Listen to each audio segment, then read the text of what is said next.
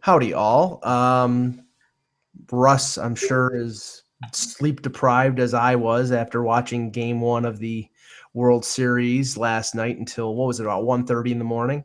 Yeah, but my Thor hoodie arrived, so That's beautiful. that's awesome co-branding there, by the way, by Marvel and MLB. Give them credit. Yes, but I mean, obviously, you would have preferred the other team to win. But what did you think of the game? All right, so here's what I thought, and it's kind of funny because I knew you would ask, and fans, the first thing I wrote was, I'm not mad about this game. But when I have to analyze it, then people act as if I'm dissing this guy or mad at this guy, but I have to say what I saw. So the first thing was Terry Collins definitely had the wrong outfield out there. Like I told my friend that yesterday, the day before yesterday, before the game started, he goes, Kelly Johnson's at DH. I'm like, what are they doing? Why would you do that? I like Kelly Johnson, don't get me wrong. Yeah. But if I want Kelly Johnson starting, it would be in the infield, and you can't do that right now. That's a big outfield. So that, to me, was a mistake. And don't tell me on Fox that Cespedes can cover as much ground as Lagares, because that's crazy. He's good, but Lagares is great. That's the difference. Honestly, Russ, it's like when I saw the lineup, and I think it was around 5 o'clock in the afternoon. I mean, I know that NL teams are not built for the DH, but if there's one team that I think could handle it, that had players who would be, conducive to that, it's the Mets. I mean, you could have, if Cespedes' shoulder was a problem, you could have moved him to DH. He's DH'd before. Yeah. Or moved him to left, which he's played before, and start Lagares, who is a Gold Glove level center fielder, and his shoulder's blown out, so his arm's not great, Lagares, but his glove and range are still great. Right. So I agree, but that's fine. I'm not even. That stuff happens. Okay, so we move on, and we see that Matt Harvey's not Matt Harvey. Now, sometimes Matt Harvey's not Matt Harvey because, hey, the fastball's not working, and we all fall upon these cliches or everything. But this is the World Series.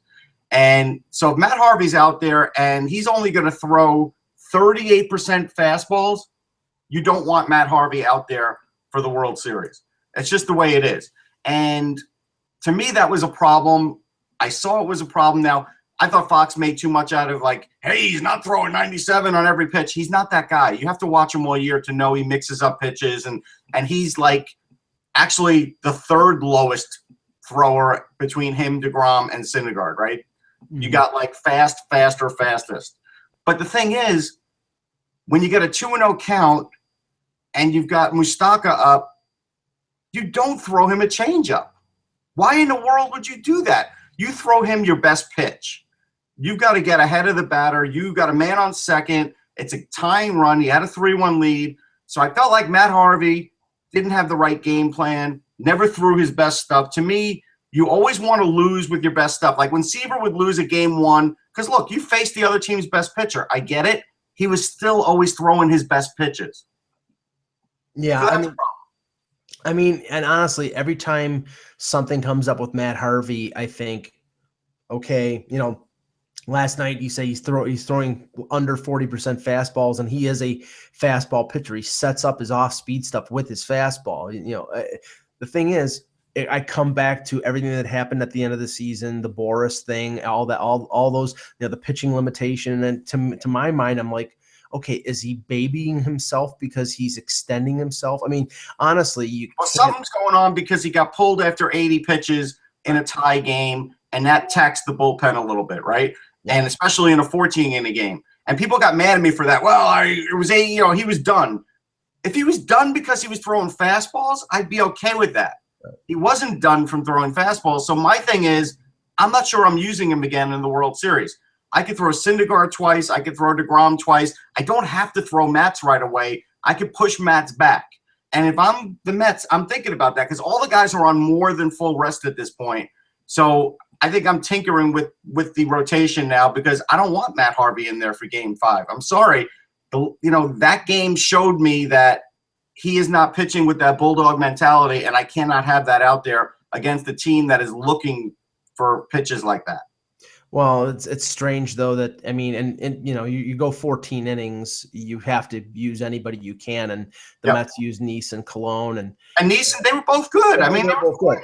No, but Kansas City had to use their Game 4 starter and Chris Young for 2 or 3 innings. Yes. And I'm like, okay, he's a guy who's had shoulder problems and arm problems throughout his career, and now you're going to be asking him to start on Saturday, which would be, I mean, that would be they're counting this as his throwing session, but we know he's pretty frail, so that's a risk. Right. I agree. That's a risk. They pushed all the chips to the center. Now, as far as Familia goes, we talked about the quick pitch, and it worked in one instance and it didn't in the other. That's fine. That's going to happen. That's the first time somebody's hit a quick pitch all year on the Mets. Right. My feeling is, hey, Familia can't throw every pitch a fastball. Somebody's going to look for something else once, and you know what? He got hit for a homer. It happens. He's not Armando Benitez, and he did get him out of a jam the inning before, right? He came in for an out. Yeah, I don't know. I mean, I don't know if Fox was right and said that was a hanging sinker, but it really didn't move, and Gordon just destroyed it. I mean, what is it with the Mets and opposing first baseman? I mean, Hosmer is a Gold Glover. Bill Buckner was an above average fielding first baseman for most of his career, but all he's remembered for is the gaff. And if Gordon doesn't hit that home run, the gaff of Game 1 is Hosmer doing it. He was looking the other direction until the homer went out and realized he was off the hook. He wasn't even watching. I get it. Here's the thing. I still play infield. I still play softball. I play first and third. The worst thing that could happen, and softball is the same as baseball as far as how the ball bounces, you never want to wait on that in-between hop. You never do. And that's just pressure. Like, we're going to see mistakes because of pressure. The World Series breeds pressure, and all of a sudden people say, oh, well, baseball's a boring game and it's slow moving. You know what? It's not if you've played and you're thinking up here, what's going to happen next? Who's going to do what next? And then all of a sudden those things happen. Then all of a sudden it becomes a little bit more of an exciting game. Yeah, he gets in front of it, and Lagares probably stays at third and doesn't round third to go home. But he Olayed it, and that it could have resulted in the winning run for the Mets. Yep. But anyway, one last thing, because I think this is interesting. So New York came up with a 26% share for the game, which I think is really strong considering all that goes on in New York. And, the Royals, Kansas City was like, I don't know, a 55 or something. But I'm sure the 26 in New York were bigger numbers than the 55 in Kansas City based on just the amount of people, right? Two things I learned, though, from that article yesterday. If you are in a bar, the screens that are at the bar are the only thing that counts, right? People don't count. So that's one thing. And that's where in Kansas City, there's not nearly as many bars as New York. So they're going to get hit on that part of the number. That's just the way it is. Right, there's a bar every other street, and there are people watching. But then the other thing is, I kind of wonder how that 26% was 20 years ago. Was that even ever a 50% in New York? I don't know if it was, but I'm sure 26 isn't what it used to be. But Fox's numbers were up. They were up to the point where they went back all the way to 2009 Phillies-Yankees Game 1. So that's how high the ratings were. So that's a good sign for the sport. And quickly, one positive and one negative for the broadcast last night. The negative was losing coverage, and I'm sure they couldn't help it. But the truck lost power. There's a thing called redundancy. There's a thing called the MLB network. There's a thing called everything else. They never lost coverage. I've been watching the World Series since 1969, since I'm a little kid. Now, granted, would I know if 70, 71 lost coverage? No. But from 72 on, I could tell you for sure they have not lost coverage. They didn't even lose it in the earthquake, right? They came back from commercial and showed us what happened in the earthquake, didn't they? Yes. Well, the funny thing was they cut to the Fox Sports 1 panel, and they were like the deer. They were like deers in the headlights. I felt sorry for them. And was that Eric Karros? He looks 100. Dontrell Willis, and I was like, some conservative political commentator went on Twitter while those three were on TV instead of the game, and said, I like Dontrell Willis, and I said, I'm surprised you like him. He's a lefty. Yeah, it was awful. It was bad. But the positive, and I'll give them credit for this. And unfortunately, the starting pitcher for the Royals, Edison Volquez, his father passed away. Either right before or during the game, and apparently Ned Yost, the Royals manager, and Fox Sports knew he'd say anything on the broadcast, because honestly, after the Wilmer Flores thing that happened with the Mets, where the trade sort of snuck out while the game was going on, and either people in the crowd or some teammate was telling them, you can't really, that kind of information. I mean, not only would it have ruined the game in terms of Volquez's obvious emotional reaction, but it wouldn't have been a good thing. So it was good on Fox not to mention it and to let him find out after he was out of the game. So that was a real positive. The only thing that was still puzzling is when MLB went to MLB International, why were they speaking English? English is the international language. I just figured they were doing a UK broadcast, because who else would, like, why? That was puzzling. But other than that, but if the broadcast was in the UK, they would be wondering, why aren't they playing cricket? Right. Okay. No, just to touch on, and sorry about this, but I have to touch on something musical here for a moment, because it has to do with a former progressive rock icon who is now sort of a pop icon, but we still love him. Phil Collins, who came out in an article in Rolling Stone magazine today to say he is officially coming out of retirement. As a singer? What's that? As a singer or as a drummer? Didn't specify, but I'm assuming it's as a singer. Yeah, that's what I'm assuming too. Now his kids are a little older now. He's got a kid, one child in their early teens, another one who's 10 years old. And had some problems with his neck a few years ago. I seriously doubt he'll be able to resume drumming the way he did, because he was ferocious. Right. But, he can still sing, although he can't sing as high as he used to. Right. As I've mentioned, but he didn't put off the possibility of getting together with Genesis again. But he says he wants to do solo stuff first. So this opens the door. And this is the door that we've always. I don't think the door's open for Genesis. I don't. I think I've got the feeling there that Tony Banks closed that door. I just have a feeling. Well, Tony Banks closed the door of the big reunion because Tony Banks and Peter Gabriel hate each other. No, I don't even mean that. No, I mean just for the band now. I just think for resuming as the band, unless something magical happened in the studio, there's no way here's the thing about Genesis, and I give them credit for this. They're not going to go out for the next 10 years and just play hits. That's not their thing. They've never been that way, and that's why they did that one tour, because other than the 20th reunion tour, which I saw, which was, when they played Supper's Ready, that wasn't their thing. They were always supporting an album. So the only way they're going to do it is if they're going to support an album, and I just didn't feel it from them. Like that's what they really want to do.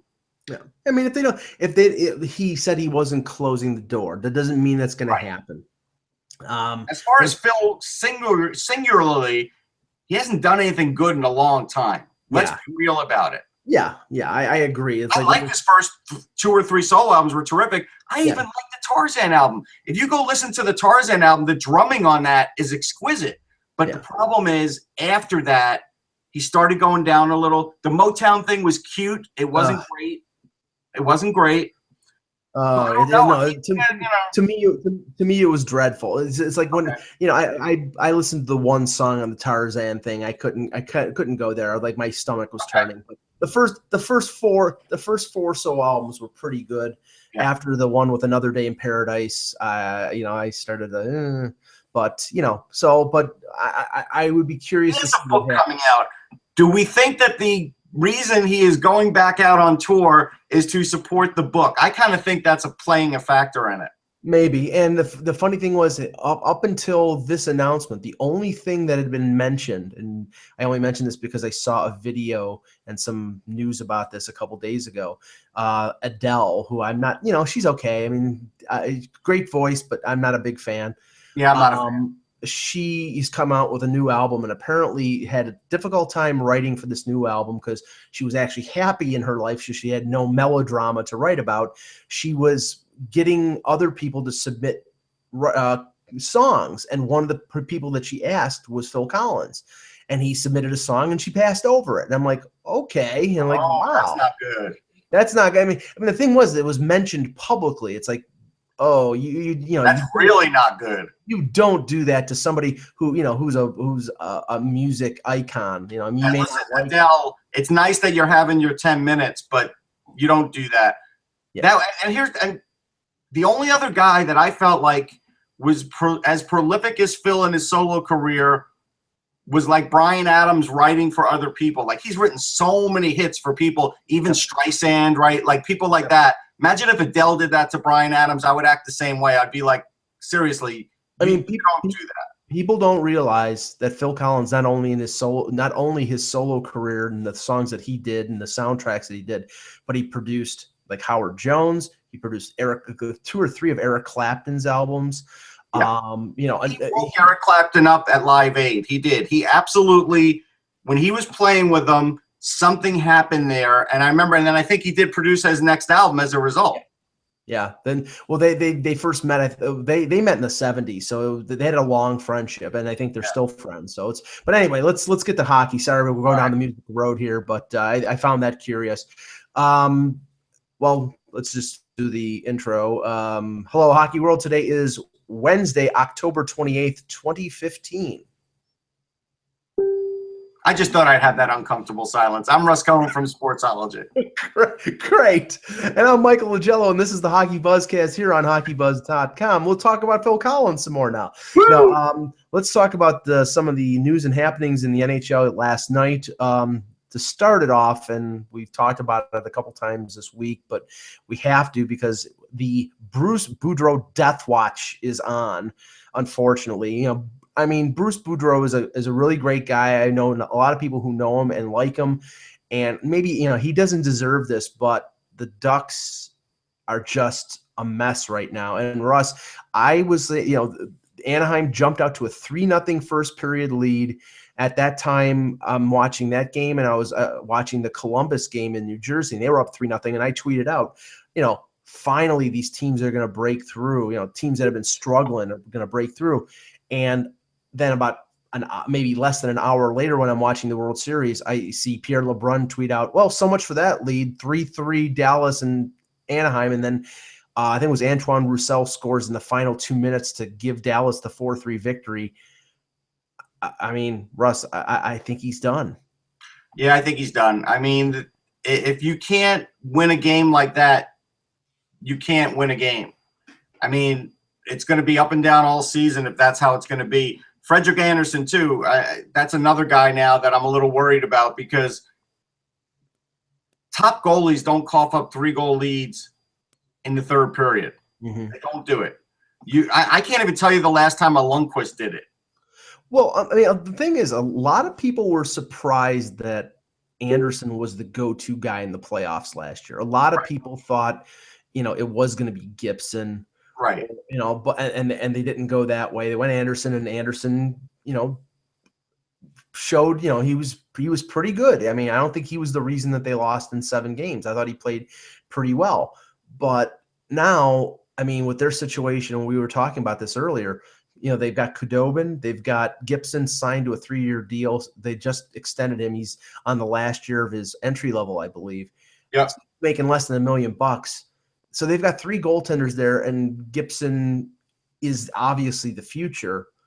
And Anderson is playing well percentage-wise, but he's just not making that big save. I mean, they're not scoring enough offense. They're not scoring enough goals. But I mean, sometimes you need your goaltender to stand on their head, and you know, it's 3-0.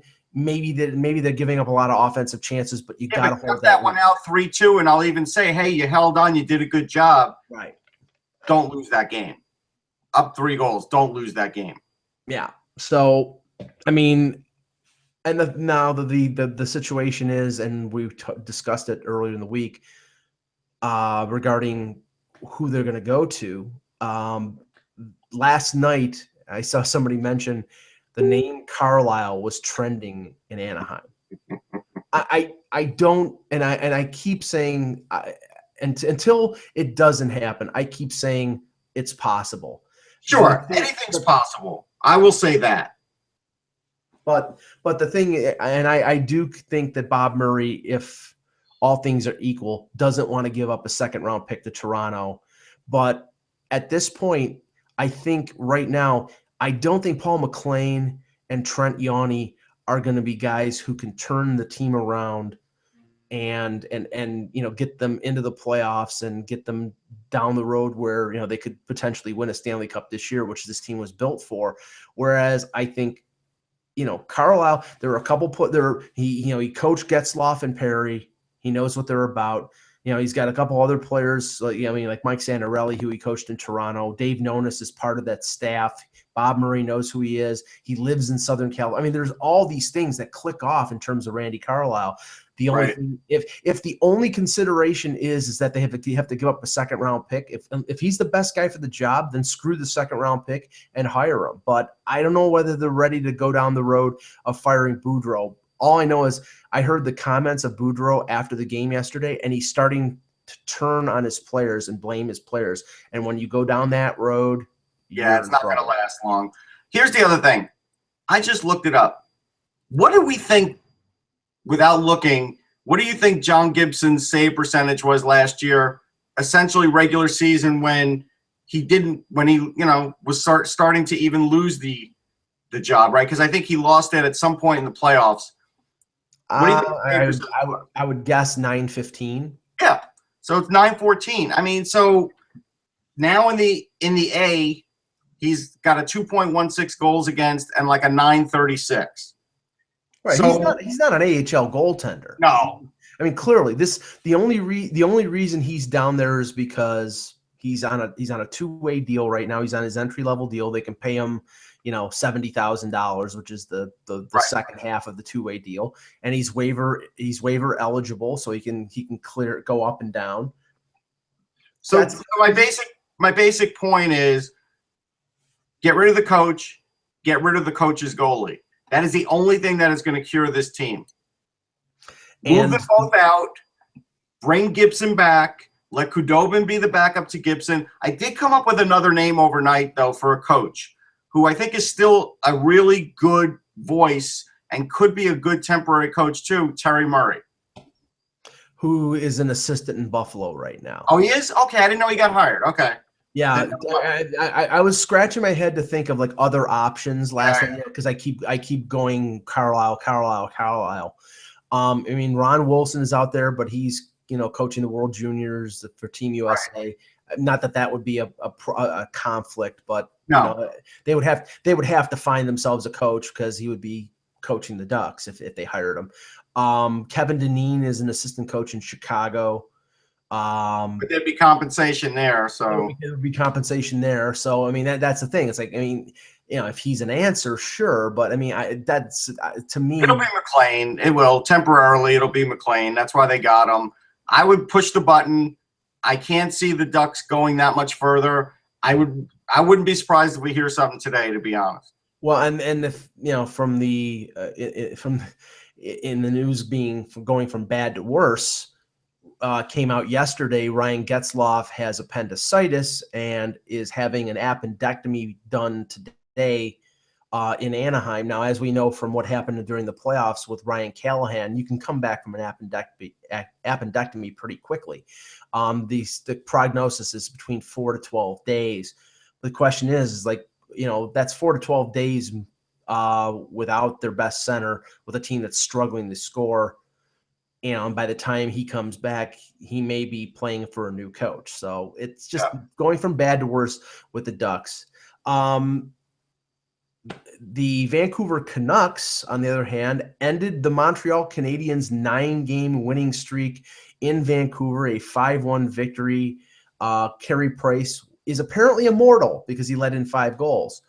Russ, you could see the signs of Montreal starting to, teams that get on winning streaks like that. That's the flow of a season. Yeah. At the end of the winning streak, they start winning games that they shouldn't win. And the game on Saturday against Toronto, when they gave up 52 shots, was if it was almost any other team other than Toronto, they would have lost that game. But Toronto couldn't score, and Price was playing pretty well. But Montreal finally loses.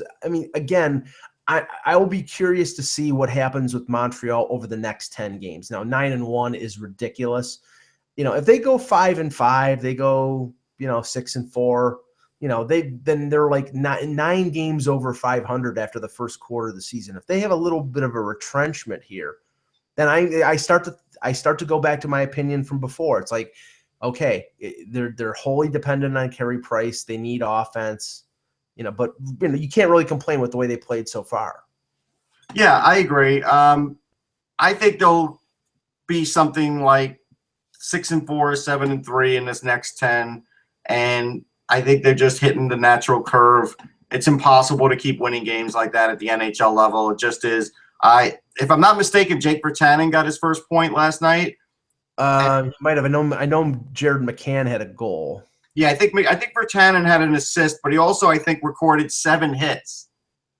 And so, like, when we were talking about, hey, where's Vancouver going to do this and how are they going to do that? Well, I told you, Jake Virtanen is pretty much a wrecking ball who could score too, and he's a big kid with a lot of talent.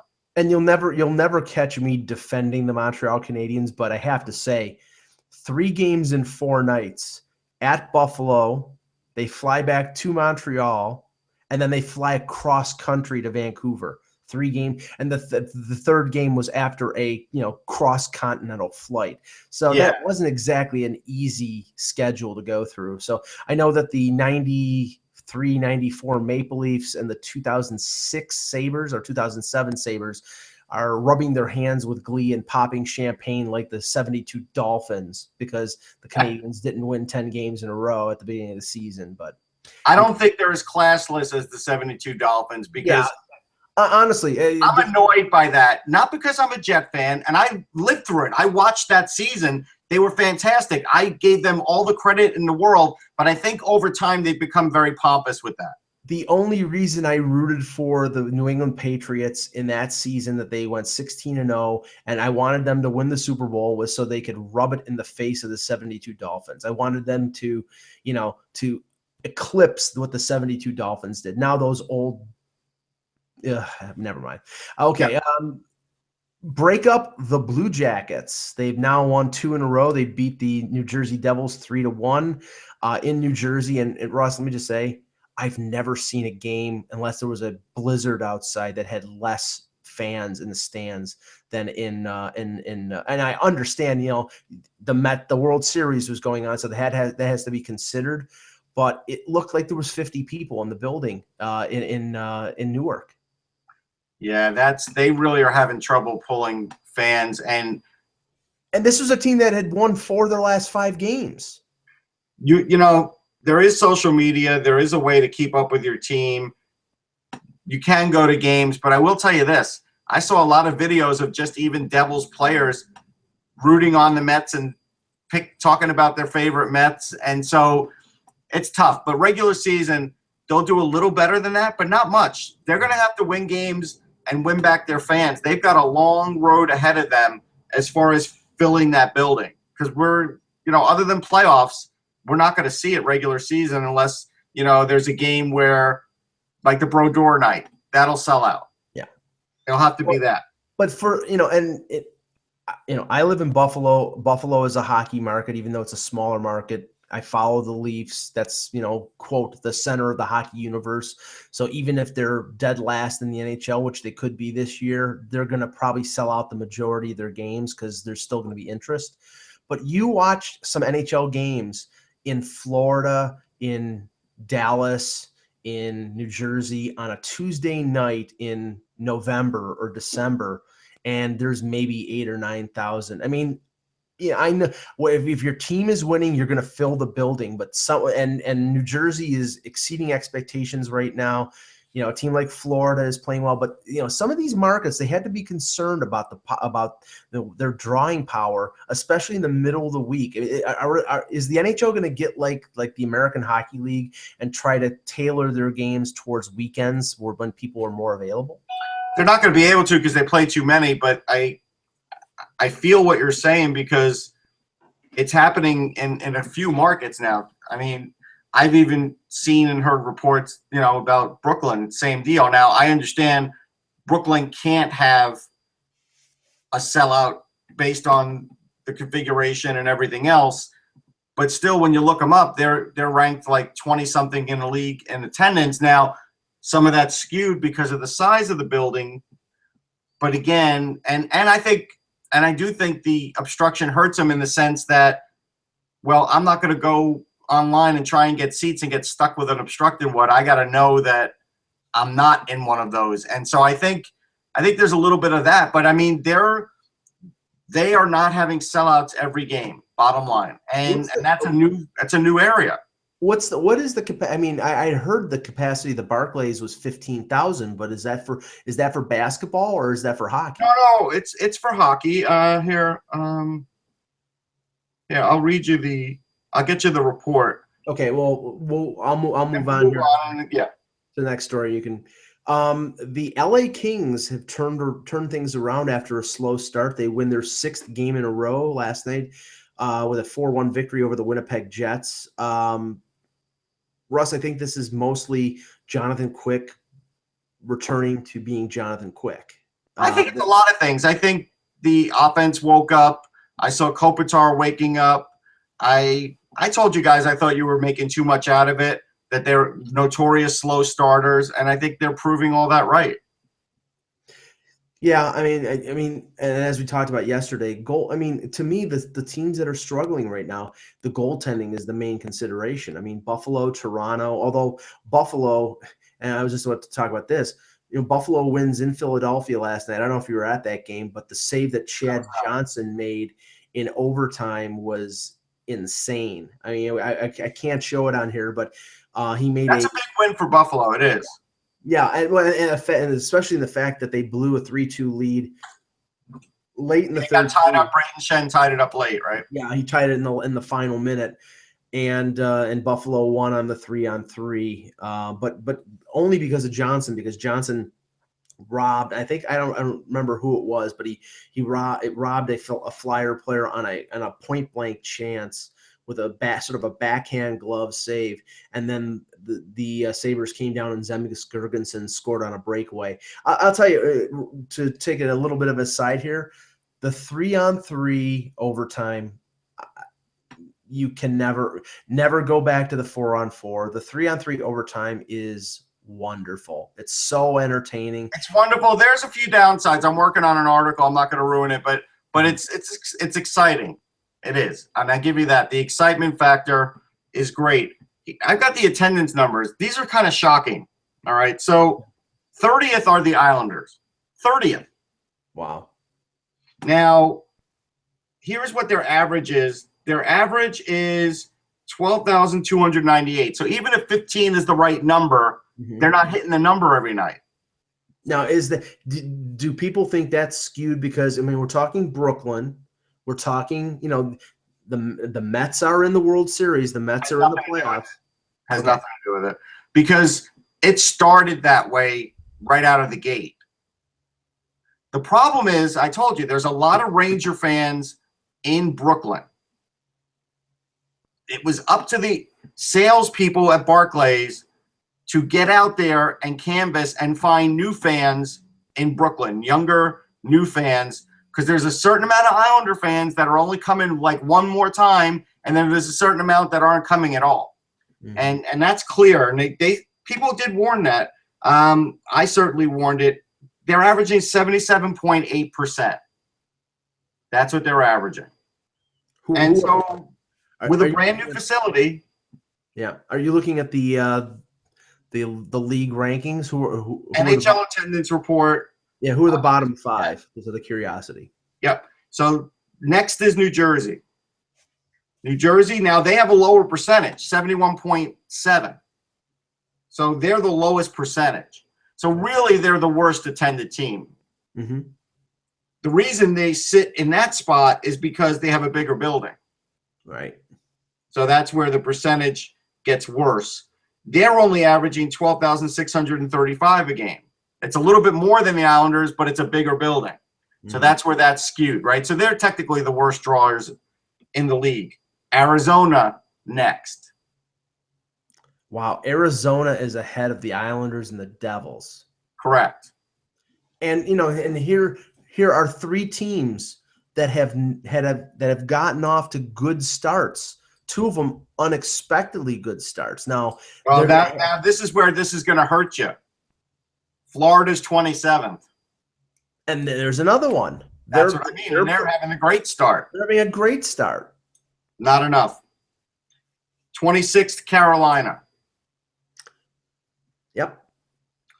20. I mean, this is making the case for, and I believe me, I've heard it so many times to the point of almost sick of it. But I get the argument of, when I hear on Canadian radio or on Canadian television about, Quebec City or about a second team in Toronto, is the fact that, you've got teams in the in the US that are drawing 12,000, 13,000, whereas these teams would draw, 20,000 in Toronto or 19,000 in Quebec City. And what they don't realize is it's not about the fannies in the seats. It's about television markets. Now, here's the thing. The Islanders have played 6 home games, the Devils 5. So that plays into it a little bit, and that's why I say the Devils are worse, even though they have a few more fans showing up because they're a bigger building. Arizona's played 3, so it could get a little better for them. Mm-hmm. Florida's only played 3. Maybe it gets a little better for them. Mm-hmm. Carolina's only played 2, but I don't think it gets better for them. I think it might get worse. Yeah, and the goal of the night, and I'm being sarcastic here, last night was courtesy of Peter Mrazek of the Detroit Red Wings, who skated out of the crease, skated out almost to the faceoff circle to hand the puck and put it right on, I think it's Victor Rask's stick. Wow. And he had an open 4x6. It was, wow. I mean, it was Reimer like, and I use that, because James Reimer has had some bad giveaways over the years, but it was a terrible goal, and it just seems like Carolina, the only team that they can beat is Detroit. Like they work themselves. Is it the Illich Karmanos animosity, or is it the Bill Peters being a former assistant of the Red Wings? It's weird. But I'm going to give you the next 2, and then we're done, and then I'll give you a few from the top. 25th, Columbus. So if you were kind of wondering, besides the coaching, what else would make Tortorella come that fast? It's that. Yeah. Fannies in the seats. This one's surprising. Winnipeg. Yeah, how big is the building? I think it's like 14,000, something like that. 13,000. But again, from what I heard, from what we heard from Pete Tessier, is that they're sold out. I mean, their games are sold out. It must just be, and their ticket price is probably higher because the building is smaller. But I think that's it more than anything. Let me see. That could be. The MTS Center, that is it. They're at 101.9, so they're fine. So they should remove them from the list. Colorado's the next one then. Yeah. And honestly, and as Zach has said a couple times, Colorado has, I mean, they rode the excitement of the hiring of Patrick Waugh and that dash to the playoffs that one year. But that franchise really, I mean, ever since the halcyon days of Sakic and Waugh and goal and them contending for the Stanley Cup, attendance and everything else has gone downhill because the team hasn't been as good. And, in these markets, not Northeastern markets, not Canadian markets, if you're not good, they're not going to come.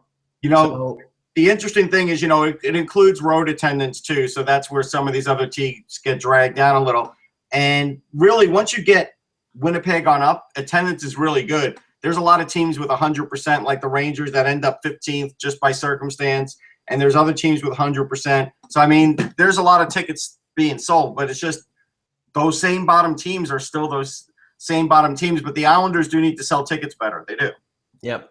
Well, a few news and notes here that came out yesterday and today, and we found this one particularly interesting and amusing, was the fact that the St. Louis Blues decided, with the injury situation with Paul Stastny and with the weekend injury to Jaden Schwartz, which is going to keep him out for 3 months at least, they decided to go, surprisingly, the veteran route. At least they're going down this road. They haven't signed these players to contracts, but they invited on professional tryouts former Devil Danis Zubris, who I think is 38, and Martin Havlat. Now, I know Havlat was with someone, I think it might have been Florida this year on a PTO, and they decided not to sign him.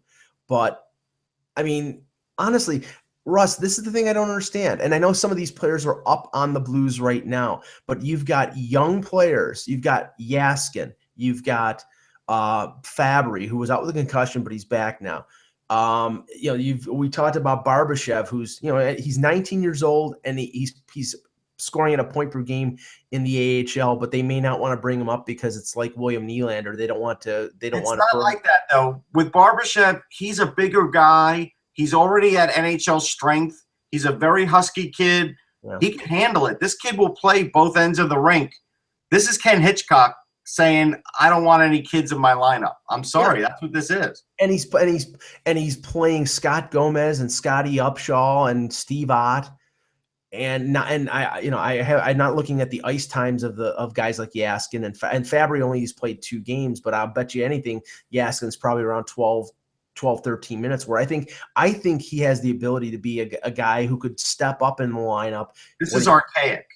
Yeah. It's archaic thinking. It's archaic the way it's running. But I imagine Hitch has the full run of the place because this is it. This is his last gasp. But the thing that's baffling is they're playing 2 rookie defensemen right now. Shattenkirk is in and on the lineup, and they're playing, one is Edmondson, and I think the other one's Perico. I'm not sure about the pronunciation of his name, but the one of them is actually playing pretty well. But college kid's playing pretty well, yeah. Yeah, but usually defensemen, it's defense that you don't bring up and play immediately when they're young. It's the forwards that you can risk having a guy who's 19 who'll make mistakes. But with the Blues right now, they seem to be going with this over the hill gang of ex New Jersey Devils. I think Marty Brodeur is looking to see if Peter Sikora is still skating around. Yeah, I mean, it's sad. If I were a Blues fan, I wouldn't be happy. Tommy Albelin probably still lives in New Jersey too, but he might be actually coaching with the Devils now. I'm not sure. See, but I'm with you. I don't get it. Barbashev for me would be up already. Why not at least let him go on a 5-game run and see what he can do? No. Why is that so bad? I don't care if he's 19. Well, I mean, right now, I'm sure, and Hitchcock will say it's working. They won 2-0 yesterday over Tampa Bay. Jake Allen apparently stood on his head. He probably thinks I'd rather have veteran guys who won't make mistakes than young guys who will. And maybe in the end, Hitchcock will be proven right. But I think if you were a team that the cupboard was bare other than the players that were on your NHL roster, and you decided to bring in guys like Havlat and Zubris, then it would make sense. But they do have young players who I think have talent and could play. And Ty Ratty is the other one who they did call up, but who knows if he's going to play or not. So. Yeah, that's the other thing. Don't call the kids up if you're not playing them. Right. Putting them in the box does nothing for anybody. Again, this is Hitchcock saying, I'm going to lose. I'm going to go down with the ship with veterans. That's what I'm going to do. And ironically, there were reports. I know that there were reports coming out of St. Louis that they did this move only after Doug Armstrong wasn't able to make a trade. They were out there looking for something. A lot of teams apparently were interested in Carl Gunnarsson because he's a pending UFA and his salary is not out of whack, which tells me that a lot of teams out there are looking for a depth defenseman. Oh yeah, but they're looking all year for that. Like everybody is. Yeah, but not to insult Carl Gunnarsson, because I think Carl Gunnarsson's the fine NHL defenseman. I just think he's more of a bottom pairing guy. But right now, some teams are in such desperate straits that they could use a guy like Carl Gunnarsson to solidify their blue line. So no question. 1 second back to the Islanders. So a sellout is $15,795. They did sell out against Chicago first game of the year. Okay. Then they went with 11,183, 10,542, 11,577, 13,113. The teams were Chicago was the first one, Columbus was the second one, Winnipeg was the third one, Nashville was the fourth one, San Jose was the fifth one, Boston was the sixth one. Yeah. I mean, they'll sell out the Rangers. They might even sell out the Devils because you'll get Devils. And what percentage of fans will be Ranger fans when they sell out? Right. Yeah, it'll be like the games in Nassau Coliseum. I mean, it's going to be the same thing. I mean, that's the whole thing. Their sales staff has not captured the imagination of the neighborhood. They need to do that. Now, I've never been to a Rangers Islanders game in Nassau. Is it more than 50% Rangers? Well, when the Islanders were bad, it was. In the playoffs, I was there, and I want to say it was about 40. Okay. 40, 45, I think, is fair. Because I was struck, and I know it's a slight comparative. I was struck by how little Leaf support there was in Buffalo for the game last week. And like I said, I mean, the reasons are obvious. The Leafs are not going to be good this year. The Canadian dollar is not as strong. The game was in the middle of the week. I mean, there were a whole slew of reasons. And I think, usually it's about a 50-50 crowd. And this game, I would say, was 80-20. And there were a lot of empty seats. So a lot of Sabre season ticket holders weren't able to unload their tickets on StubHub to Leaf fans who were going to gobble them up. So, well, here's the thing. I mean, if you have tickets in Toronto, you have tickets in Toronto. Am I going on the road to see a team that I'm pretty sure is going to be a bottom dweller? No. And the people, I talked to a couple fans there and who were wearing Leaf jerseys, and I said, why do you come down here when the team has won once in the last 18 games in Buffalo? And he says, well, I can pay for both my tickets and whatever and dinner and stuff like that, and it's the equivalent of one ticket in the same spot in Toronto. Like, right. You can sit almost near the glass for maybe for 2 tickets for dinner and this and that for the price of one platinum seat at the ACC. So that's it's a shame, but that's just the way the market is. Yeah, 2 Leaf-related things here. Not here we go. Not making it Leaf buzz, but here we go. This is everybody else. Just might as well tune out. This is Leaf buzz. Go ahead. What are you doing? 2015 second-round pick, Long Island native Jeremy Brocco has decided to end his NCAA career after a grand total of 5 games. He had 3 assists in a game last weekend against Colorado College, and today announces that he's leaving Boston College presumably for the Kitchener Rangers of the OHL. Now, I wrote in my article today that this is not unprecedented when it comes to Maple Leaf players. JJ Pitsenich, who is a 4th-round pick in 2014, I think it was 4th round, played his freshman year at Boston University, the team that Eichel was on. Didn't play very much. I think he was mostly a 4th-line guy and decided that he would get better opportunity going to the O. And he went to the London Knights, which just happens to be managed by Mark Hunter and Dale Hunter. And Pitsenich is playing with Mitch Marner and Matthew Tkachuk and has, I think it's 7 goals right now in 10 games. So he's getting a much bigger opportunity with London than he was getting with Boston. Russ, I think that this is probably, I mean, I don't know if Brocco is playing 3rd or 4th line. I seriously doubt it because he's an offensive guy, but I get the feeling that this move was not made because he didn't like Boston College. I think it's being made because he wants to get a pro contract signed within 2 years rather than waiting 4 years.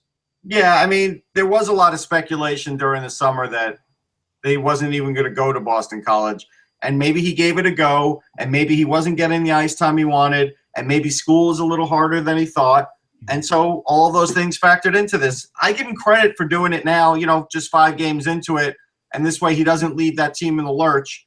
Mm-hmm. He's doing the right thing. That's the right thing for him. So I can't kill a kid for doing that. Actually, it's a very hard decision to do once you're there because colleges are great, right? I mean, they're especially like a Boston college. So I give him credit. This kid can play. He wants to probably be a top liner. He might even still have to earn that in Kitchener, but he will. Yeah, I mean, heavy on the skill. The one concern I have is, and it would have been a factor in college too, is his size. But players of his size are playing in the OHL right now, and with his speed and with his skill, that can offset the lack of size. And I just think one thing I mimic every time I've seen this kid, and this is every time, when a puck goes in the corner, when there's a puck near the net, 9 times out of 10 he comes away with the puck. Whether he's scoring or not, it's another story, but the puck's always with him. Yeah, and I'm just looking up right now to see where Kitchener is situated in terms of the standings of the OHL, but I believe they're starting off they've started off fairly well, so he would be going to a team that let's see here. Kitchener is this is really good.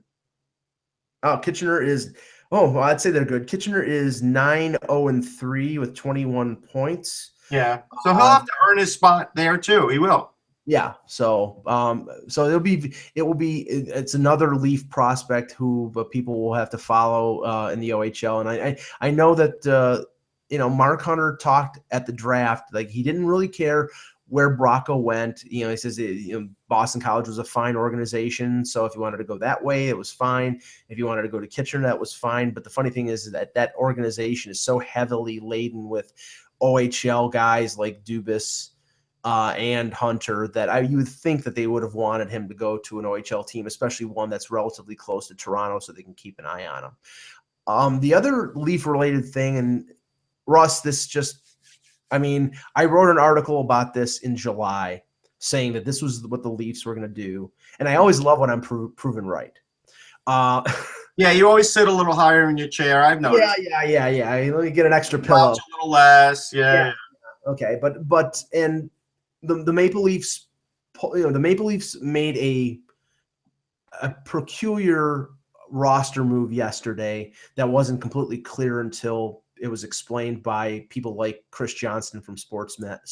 Smarter people than you. And smarter people than me, and James Myrtle from the Globe and Mail. Well, we'll go with Johnston being smarter. I'm not sure about Myrtle. No, sorry, James. But what the Maple Leafs did was, even though Mike Babcock has been talking up Byron Froese for the Hart Trophy, Byron Froese was sent down to the Marlies in favor of Casey Bailey. Now, the reason that was done was because Byron Froese has a $575,000 salary. Bailey has a $912,000 salary, and that brought the Leafs to within less than $100,000 of the cap ceiling. They then put Nathan Horton's LTIR contract on LTIR, and his $5.3 million cap hit comes off. So now, since they were so close to the salary cap, they have $5.2 million in cap space created by the Horton contract being put on long-term injury. This, to me, is another sign of what the Leafs are going to do before the deadline. I think what they're going to do, and there'd be no other reason to do this move if they weren't going to do it, is teams who are contending closer to the trade deadline that are looking to get rid of a contract to create space to bring other players in, they're going to be on the hotline to Lou Lamoriello and say, okay, what do we have to give you to take this guy? And I think they're going to get either a second or maybe even a low first-round pick from some of these teams to take a salary back. If it's and I looked at a couple. You're not going to pass along the rumor that they're making space for Stamkos. You're not going to go there. No, okay. Please, no, not until next July.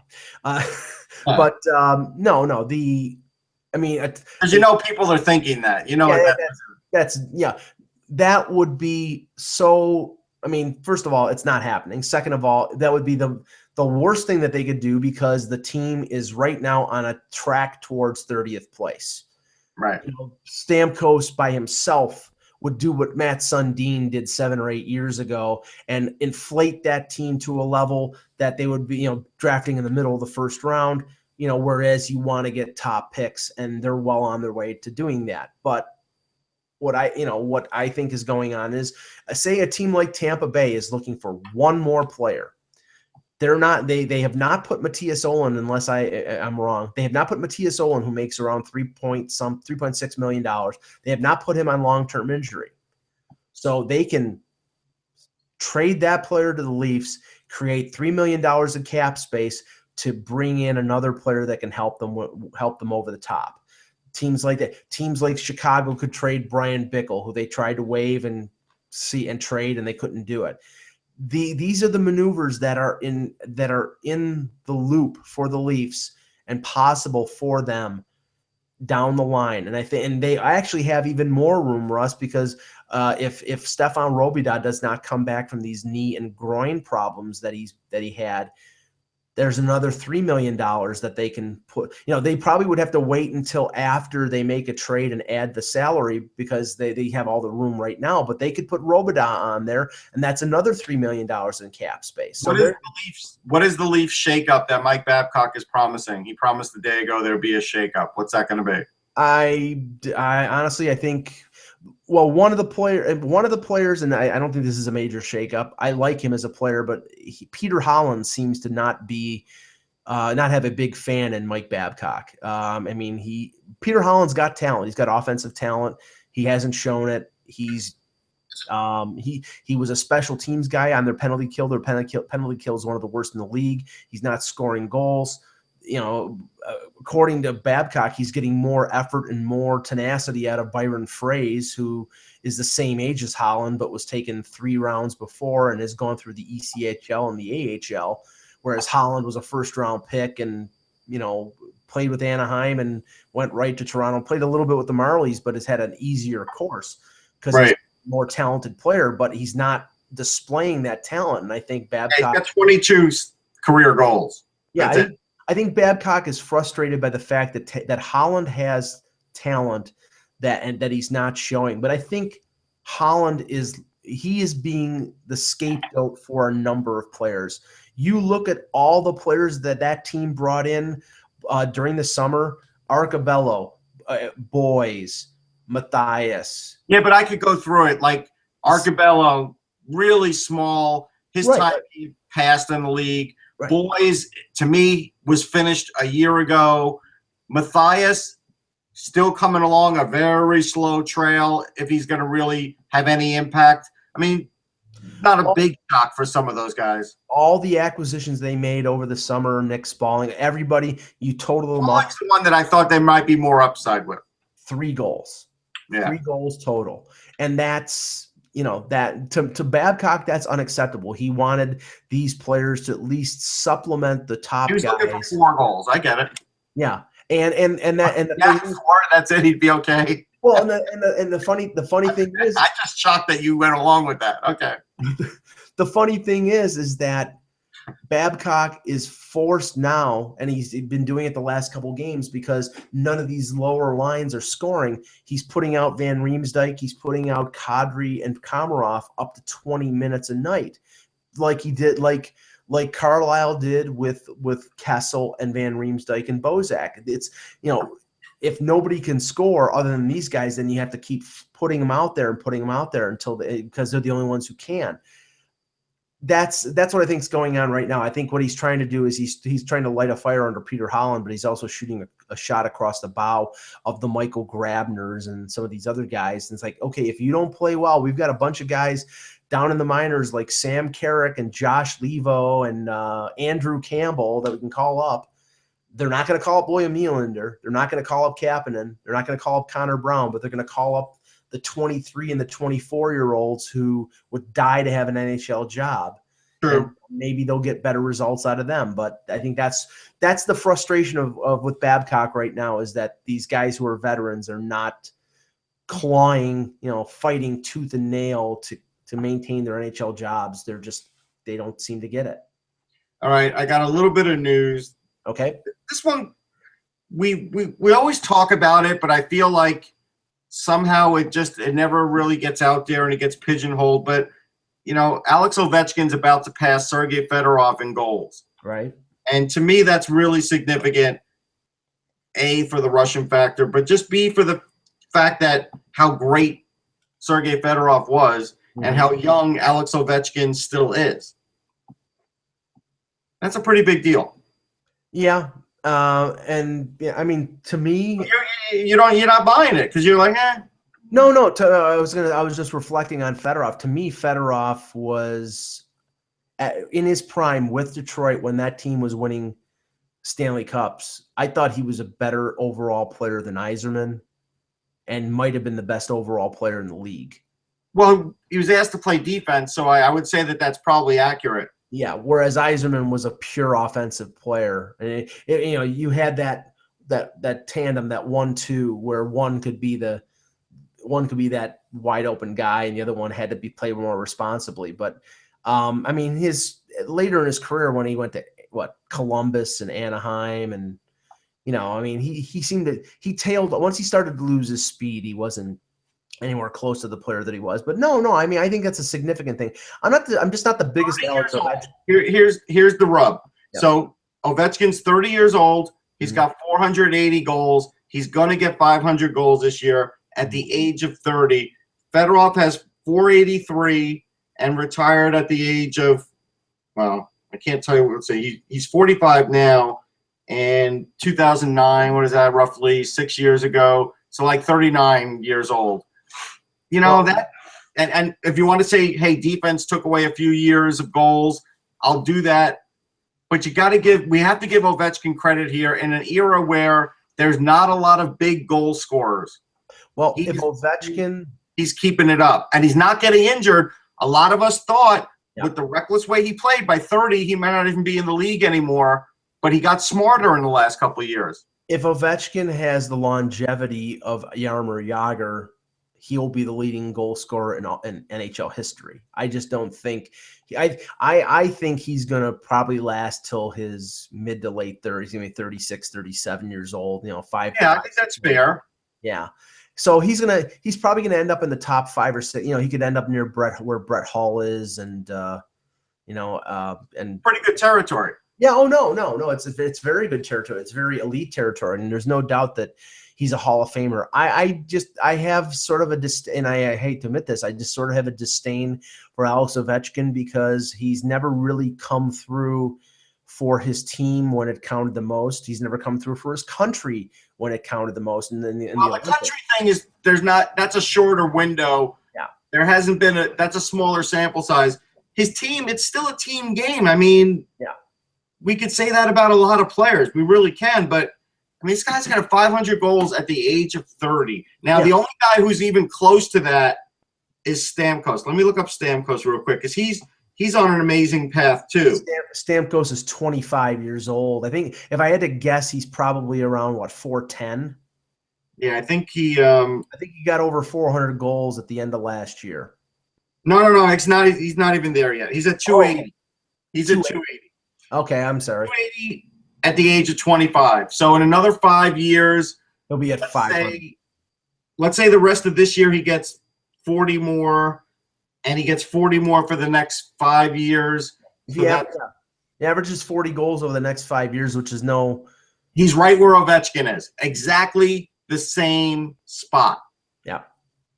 That's pretty incredible. I mean, we're seeing two really generational goal scorers in an era where in an era where there's not a lot of goal scoring. And the question is, will he be doing it for this team? If he plays for that team, he'll score 20 goals a year. Oh, that's what will happen if he plays for that team. Oh, God. On that uplifting note, thank you, Russ Cohen. We will be back tomorrow with another edition of the Hockey Buzzcast, hopefully with Eklund, and I know Dan Petru and you and I. Remember, without the buzz, it's just hockey.